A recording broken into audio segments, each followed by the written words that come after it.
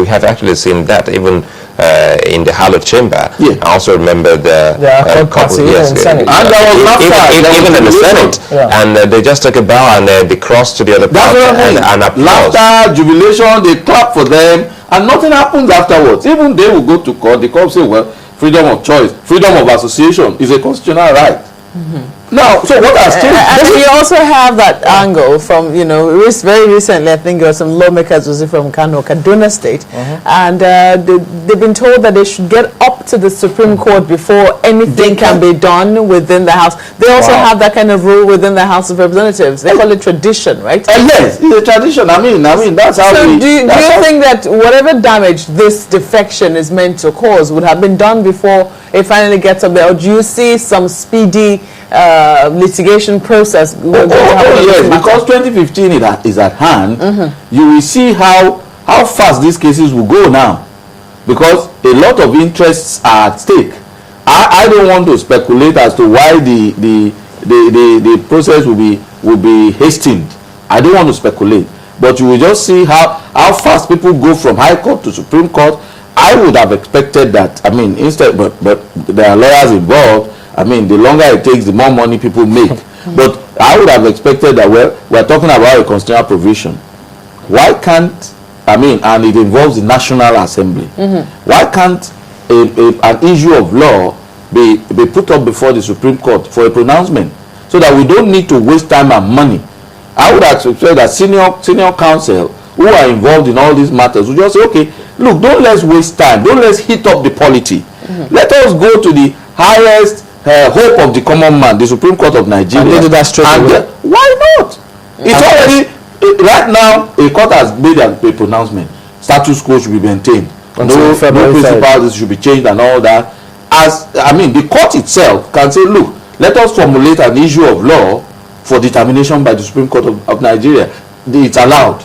And then let the Supreme Court immediately make a pronouncement, so that we stop all these hanky-panky going up and down. And if you were to suggest, what would those formulations or principles be? No, for instance, that it's just an issue of law based on Section 68(1)(g). Okay. Supreme Court, what is the implication of this?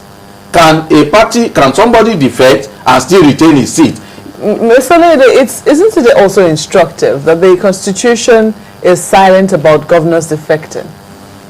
Yes, there is no particular provision governing defection by executives of the states. But like I said, there is a pronouncement that from which we can, raise certain implications. Or even the country.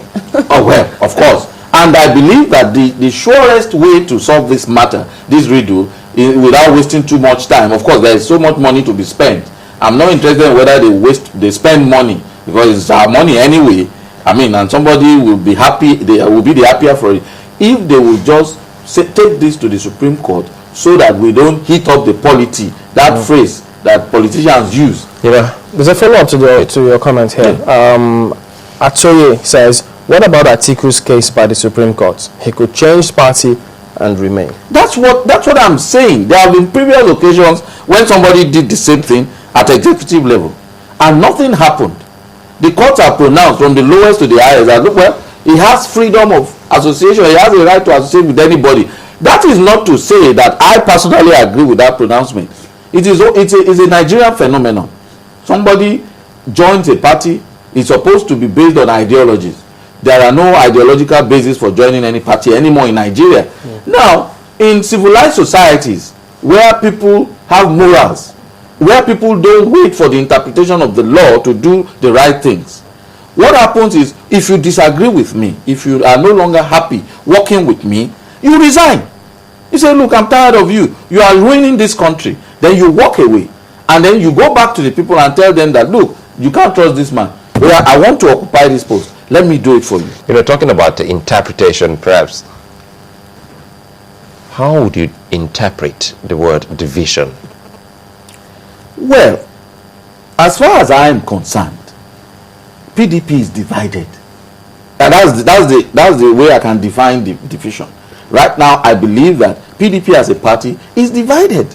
It's obvious. Some people say they are moving away. So it's a divided party. But that is not to say that any member of PDP as presently constituted will see it as a division. It remains one big family. Right? Now, there is no party that is not divided in Nigeria. ABGA is divided. They court remove chairman, then they call the NEC, and they say, oh, well, yes, those who agree that it should remain chairman, yes. So they overruled the court and say, court, stop interfering in our internal affairs. APC is divided. There is no party that is not factionalized. Is it possible for the people to overrule the court? Are they trying to make of course. I mean, you see, even the National Assembly can overrule the court by implication. There are situations where the court will make a pronouncement based on law as it exists. And if the National Assembly representing the people feel that, oh, this pronouncement of the court will visit more injury on our people who have given us a mandate, then they amend that law immediately to take care of the Supreme Court. I suspect it to be some lawyers that are giving them this idea. Oh yes, it is we lawyers. I'm not one of them though. I mean, it's lawyers. I mean, lawyers are behind it all. No, but